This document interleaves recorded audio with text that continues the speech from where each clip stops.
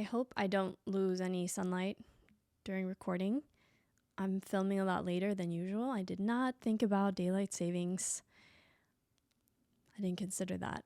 I'm like, oh no, we're going to lose the day an hour earlier than usual. So hopefully, I think we should be good.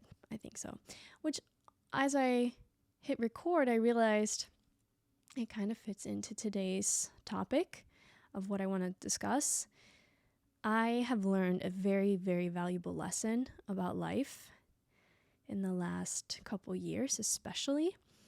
I used to be the girl that had to plan everything out. I mean, I've had a Pinterest board for my wedding and my future children, and everything. Saying this out loud makes me feel really weird and embarrassed, but it's true. And I think a lot of women are like me. We plan out our lives and we look at life in a very fairy tale kind of way. And I'm going to have this beautiful wedding. It's going to look like this, and this is going to be my dress, and I'm going to have this many kids, and they're going to be named this. And it's kind of crazy saying this out loud, but I think a lot of people can relate, especially women. I don't know, maybe guys are like this too, but I think it's more common with women that I have found in my life, at least. And I was definitely one of those girls. And for a long time, I was really obsessed with details and getting everything perfect. And I still am. I still am someone who wants things to be really well done, and I appreciate detail. So it's not that I've changed per se. I have just learned to allow things to happen naturally. And I think there's a fine line between just allowing life to happen and sit back and watch as everything unfolds and being a control freak. There has to be some balance between the two. Being a control freak is not really productive or useful because we realize that there's no such thing as control. I mean, if you think about it, like, control is really an illusion. Arguably, there's some things that we can control. You control what you say and your behavior and your actions, but there's so much out of our control about how the outcome is going to be and the result. And I think so many of us focus on result. And as someone who is in acting school, that's something I hear a lot. My acting teachers are always telling us, stop thinking about results. Stop focusing on result in your rehearsal, because it's not about that. You cannot control what the result is going to be. You can only control your preparation, how you prepare, what you do leading up to it. The result is going to be what it's going to be. And I've learned to apply that to life. And I think it's so important because for me as a control freak, it has brought me so much peace to look at life as something quite beautiful when you take a back seat every now and then. And again, like I said, there's a fine line between, or not fine line, what am I trying to say? There's a middle ground that you have to find between control freak and, well, I'll just let everything happen on its own.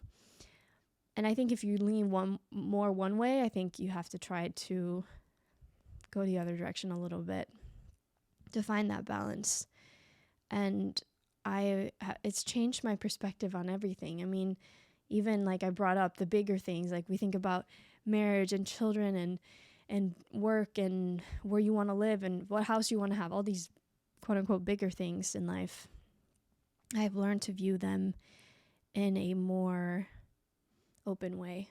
And I've learned that I cannot control, because you really cannot control getting married. I think we like to think that way, but the more you see it as something that you can control, I think the higher the risk is that you're going to be unhappy with that decision because you rush into it, or you know that I have to be married by this age, so you settle down with someone who you didn't really feel compatible with, or who didn't really love that much, whatever it may be.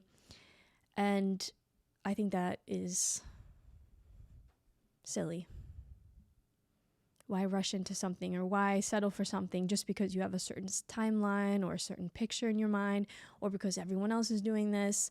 So what I mean by letting things happen naturally is that. Just say, okay, well, I can't control this right now, but what I can control is my own routine. I can control the things that I'm trying to improve on. I'm trying to improve my health. I'm trying to get into better shape. What workout program can I focus on right now? And how can I integrate a better habit of eating? Whatever it is, focus on what's in your control and allowing everything else to just happen, I guess. When it comes to allowing things to happen naturally, especially in my own life, a big one has been relationships for me. Ever since I was really, really young, that I can remember, I would often try to force relationships. And I'm not talking about romantic ones, I'm just saying any relationship in general. Whether it was family, whether it was a friend that I really wanted to make, or whoever, I was very determined when I don't know, spotted someone that I was like, that I like them, I want to be friends with them. And I want to approach this delicately because I'm about to share a personal story. And yeah, this is solely from my own perspective. I don't want to come on here and shame anybody. I'm not going to be using any names. And yeah, I would never do that. That's never my aim. But again, I'm doing this to prove a point. Like I said, from a really, really young age, really wanted certain friendships to happen, right? And I struggled with fitting in because I was a American kid growing up in Sweden, but I was also a Swedish kid who would go to the United States and they would see me as the Swedish kid. So I never really felt like I fit in anywhere fully. I always felt like, well, I don't fully belong with this group. This isn't my group of people. So I always felt like a foreigner. There's always a little lint that has to make an appearance when I start recording. And that was hard for me. I wasn't the type of kid that wanted to fit in and be what everybody else, or be like everybody else. I just wanted to relate to somebody. I wanted to have a friend that I could relate to. And I've never really struggled making friends throughout my life. I'm quite outgoing. That's never really been an issue. But I always struggled making friends with people that I actually liked. Again, I'm not saying this to shame anybody. I'm just being honest here. It was just really hard for me to find someone that I truly connected with. And that isn't to shame anybody because we all connect with different people. There are lots of people who would look at me and say, "You're weird. I would never be friends with you." And I go, "Okay, that's fine by me. You know, that's not an issue. I don't think you should be friends with somebody who you don't connect with. That's silly, right?" And growing up as kind of the foreign kid, no matter where I was, I don't know, I always felt foreign no matter what country I was in. And I did kind of grow up back and forth between Sweden and the States, mostly in Sweden. Majority of the time I spent in Sweden. But I remember I was in second grade, I think. Yeah, I think I was in second grade. And this girl showed up at our school. Let's call her, what should we call her? We should call her Emily. So Emily showed up at this school, and I was so excited because she was just like me, kind of, half American. And I was really excited because this person was my age and kind of could relate to me. And I remember very vividly spending her first day at our new school, the entire day with her. I wanted to do every activity with her, and I was showing her around the school, and I was just so obsessed with her and becoming friends with her that I kind of went a little crazy. I was just like, I had to be friends with her. I mean, I think even at one point one of the teachers were like, "Okay, let's let her play with someone else. You can't just hijack her for yourself." But I was just so excited because I was like, I finally had a kid, a person that I could relate to. Keep in mind, I grew up in a country that is not very diverse at all. I think some 86%, maybe 70%, I don't know, it's probably changed over the years. But majority of people in Sweden look like me. Blue eyes, blonde hair, white people. So you don't get a lot of diversity, and majority of people that I would meet would have the same background story. Yeah, we grew up in our little hometown, or we celebrate Christmas, and that was it. And I always was intrigued by people who came from different religions or different backgrounds. That was always interesting to me. So finally I had this girl who I was so excited about. And we didn't really become that close friends. Actually, I think we were. I think we were pretty good friends. We hung out I remember hanging out at her place. She would come to my house. And then came the day where she moved. She moved away.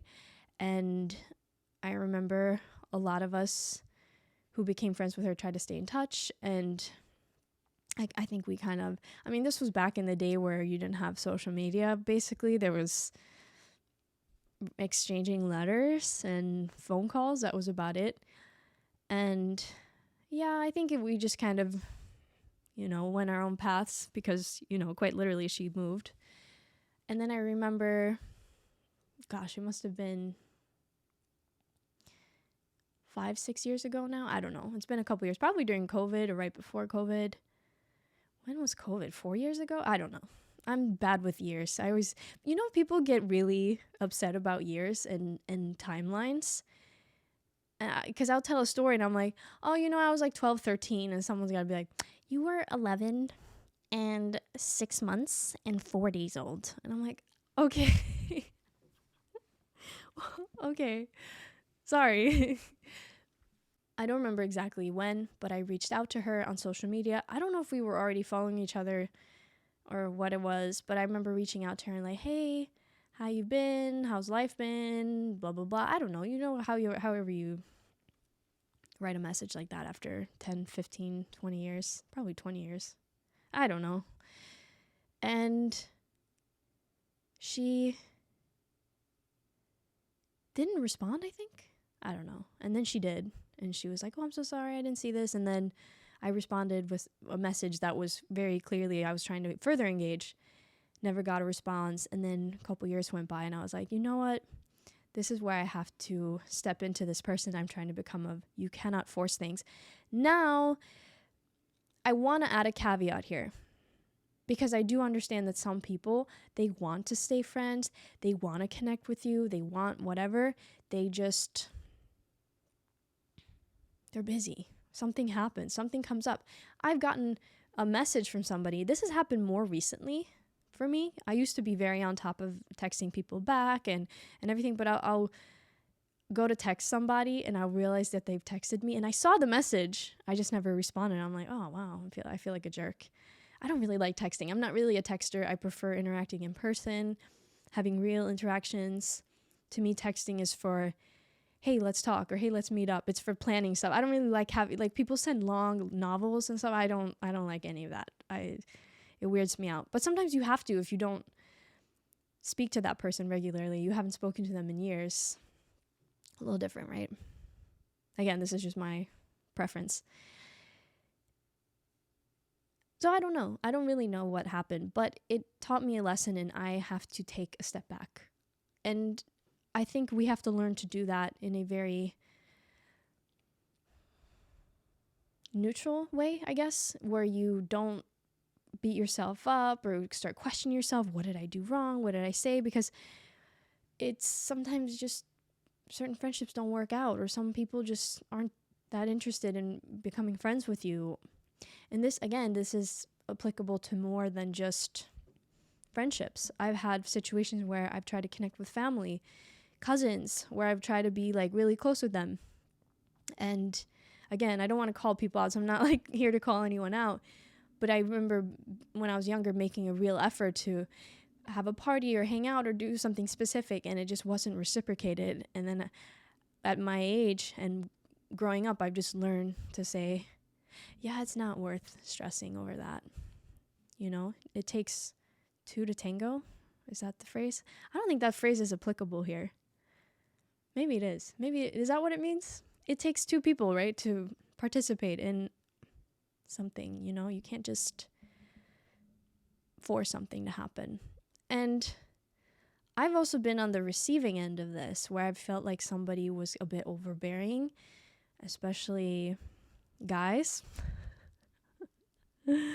Oh, man, we love you, but sometimes you guys are too much. I don't know. I get very uncomfortable with again, the overbearing type of person, and specifically guys. I've guys that just make it very clear that they're interested in you, and they follow you around like a lost puppy. They're just like, what are you doing? What are you up to? What do you want to, and you're, I don't know, that's a turn off for me. That just weirds me out. You have to kind of lure people in, right? And this is, again, a lesson I've learned from myself. This applies to friendships as well. It's not just about romance. You have to make someone interested in you, right? You have to leave some crumbs. I don't know, whatever analogy you want to use here. But you have to make yourself seem interesting enough where they want to reach out to you. Because otherwise it is just one-sided, where you're just forcing it and you're trying to force things to happen. It's just awkward. It'll always end up being awkward when you try to make something happen. And I know how disappointing it can feel sometimes, especially when I was younger. You know, when you're a kid, you really want to be friends with that person. They seem so cool, but they're not interested in you, and you're like hurt by it. But it just wasn't meant to be. Like, sometimes you got to look at it that way, because if it was, they would want to hang out with you. They would initiate it. I had friendships growing up. I'm trying to keep this as general as I can, because, again, I keep saying this. I don't want to make someone look bad. That's not why I'm doing this. But I had friendships where I felt like I was the only one reaching out. I was the only one initiating hangouts, and I was always the one calling them, asking to hang out. And yeah, I've had to learn that lesson, to step back, allow people to come back to you. What's that saying? If you love someone, let them go. And then if they come back to you, you can keep them. I don't know. It's a weird phrase, but it goes something like that. And I think it's an important thing for us all to remember. I'm crying. This is making me so emotional. My eye. Why is my eye running? That's really all I had planned to talk about today. Allowing things to happen naturally. Again, this is applicable to a lot of things in life, whether it's a job opportunity or relationships or a new house that you're looking to buy. Whatever it is, just allow whatever's meant to happen. Try not to control the result. I think we just end up going crazy and we end up disappointed. What I've learned, and I adapted this mentality in my teens, it kind of saved me from a lot of heartache. I learned to approach everything with an A or a B outcome. For example, if I was going to go hang out with somebody, if I had plans, and then I would look at it this way. Okay, if we go out and hang out, that'll be great. I'll look forward to hanging out with this person. It'll be a lot of fun. But B, if it doesn't happen, I'll stay at home. I'll watch a movie. I'll get something done that I need to do. And that's how I approach almost everything. And yeah, it's really hard sometimes to find the alternative, the B, if you really want the A. Like if it's a job and you're really, really counting on this job, you really need the money and it's the perfect opportunity and you've been working your butt off for it and it doesn't happen. But again, then you have to try to come up with something for B. What is the B outcome? Well, I didn't get it. There's going to be something better for me. I'm going to work even harder. And again, sometimes B is the trickier one. But I think if you have that focus, how can you be disappointed in life? Because you realize that you have everything you ever need. You provide for yourself whatever it is you don't have. And that gives you some sense of control, right? That gives you control over what you don't have control over, I guess. It seems like a convoluted way to put it. But yeah, I think so. I think we have to learn to be what that A-B mindset is saying, I don't have control over what's going to happen, so I will be happy with whatever ends up happening, and I will be okay at the end of the day. I will choose to be okay. Okay, that's everything. I'll be back. As I always say, I'll be back for more. Always love to hear what people have to say, so share your thoughts with me. Share any personal stories. If you have any stories from your childhood where you had a friend that you really wanted to be friends with and it didn't work out, maybe they moved away or whatever happened. And take care of yourself and be productive and have a peaceful week, and I'll be back for more.